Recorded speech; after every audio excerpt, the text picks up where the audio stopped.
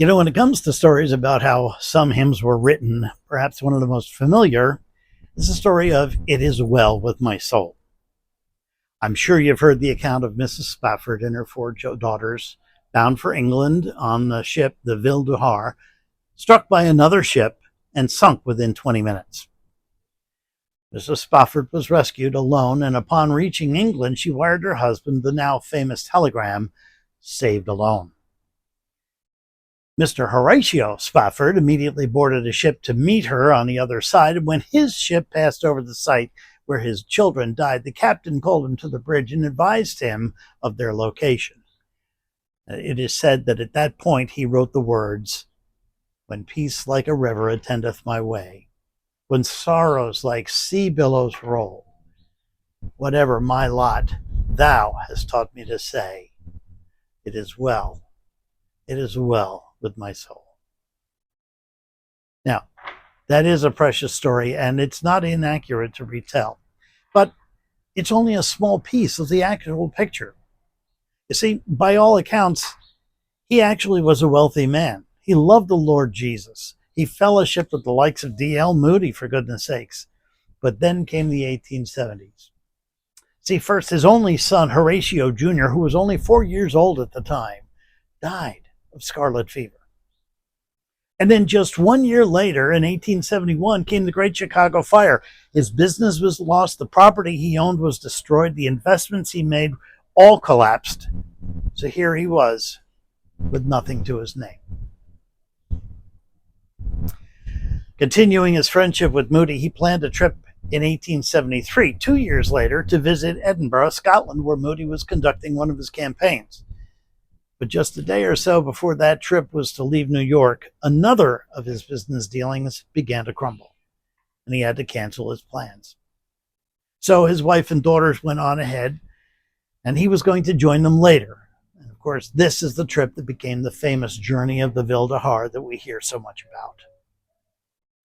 The ship was struck in the night by an iron sailing vessel, and it sank in less than 20 minutes.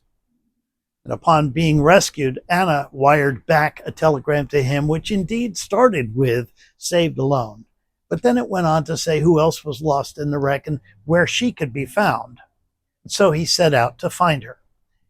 He boarded a ship immediately for France. And when his ship approached the place where his daughters died, it's quite probable that it was there that he wrote that famous first verse. However, enter Ira Sankey, Moody's right-hand man, who was actually in Edinburgh expecting Spafford and his family.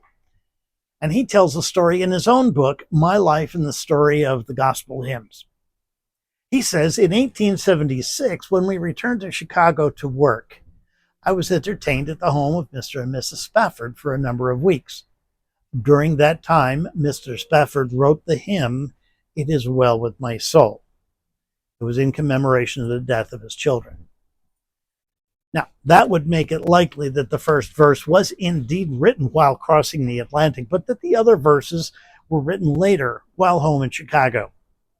But it was here in Chicago, by the way, that he took up an interest, which became an obsession with the second coming of Jesus. After the accident, Spafford and his wife continued their family with 2 more girls and another son.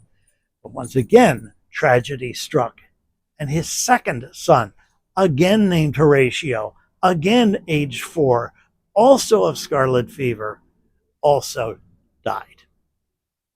Now, at this point, many scholars would tell you that he'd had enough, he'd no more dying, he surrendered his faith and went off on his own.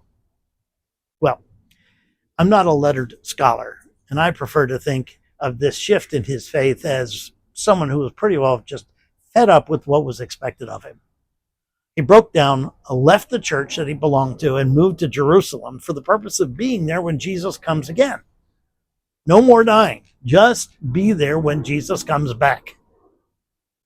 Now, that doesn't sound like somebody who lost his faith, but maybe he lost his direction. So you see, there's so much more to tell in this story. The man had nothing but Jesus. He lost it all. Regardless of what you think about his faith walk, I think we can all agree that it remains true to say whatever my lot, thou hast taught me to say, it is well with my soul. Maybe not right away, and maybe we have some grieving to go through. Maybe we have some hardships to endure. Maybe we can't make sense of what's happening around us, but ultimately we can agree that all is well in His hands, and hopefully in my soul. Thanks for joining us today. Come back and see us again next time, will you? God be with you till we meet again.